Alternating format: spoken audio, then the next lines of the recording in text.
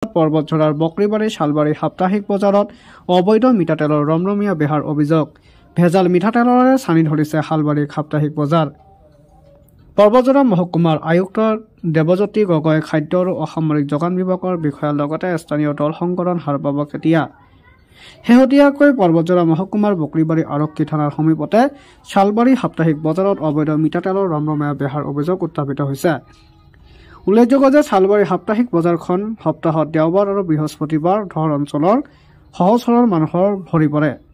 তাৰে সুযোগ লৈ শালবাৰী সাপ্তাহিক বজাৰ একাংশ অসাধু ব্যৱসায়ী দলে ৰাইচ ব্ৰাণ্ডৰ নাম লৈ Bengal Gold, Kanta M oil, আনকি কিষাণ ব্ৰাণ্ডৰ নাম লৈ কিষাণা এম অইলকে আদি কৰি বহুকেইটা মিঠাতেল সুদূৰ পশ্চিমবংগৰ পৰা গেলা পচা মিঠাতেল টিনৰ বাকচত ভৰাই আনি বটলত লেবেল লগাই কোনো ধৰণৰ ফুড ছেফটি নম্বৰ তাৰিখ নথকাকৈ খোলা বজাৰত মুকলিকৈ প্ৰশাসনৰ জ্ঞাতহাৰে অসাধু ব্যৱসায়ী দলে সহজ সৰল মানুহক ৰামঠগন দিয়াৰ গুৰুতৰ অভিযোগ উত্থাপিত হৈছে।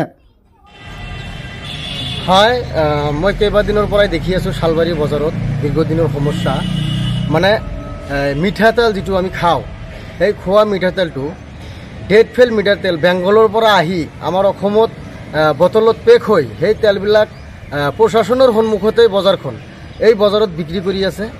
গতিকে এই মিঠাতেলৰ ওপৰত উচিত এটা তদন্ত হ'ব লাগে আৰু আমাৰ সাধাৰণ ৰাইজক বুৰ্বক বনাই এই মিঠাতেলখিনি 150 পৰা 200 টকা লিটাৰত লৈ মানুহক ৰামঠগন দি আছে। গতিকে পৰ্বতঝৰা মহকুমা আয়ুক্ত দেৱজ্যোতি গগৈ ডাঙৰীয়ানীক মই অনুৰোধ জনাইছোঁ, অতি সোনকালে আপুনি তদন্ত কৰি বিহিত ব্যৱস্থা কৰিব লাগে।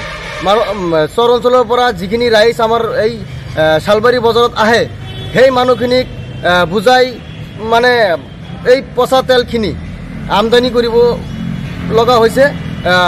মই দেখিবলৈ পাইছোঁ এই তেলখিনি খোৱাৰ পিছত মানুহৰ বিভিন্ন বেমাৰ আজাৰৰ সমস্যা হৈছে। গতিকে এই তেলখিনি অতি সোনকালে বন্ধ কৰি দিব লাগে আৰু এই তেলখিনি যাতে শালবাৰী বজাৰত বিক্ৰী নহয়, এয়ে মোৰ প্ৰশাসনৰ ওচৰত বাইদেউৰ ওচৰত মোৰ নিবেদন থাকিল।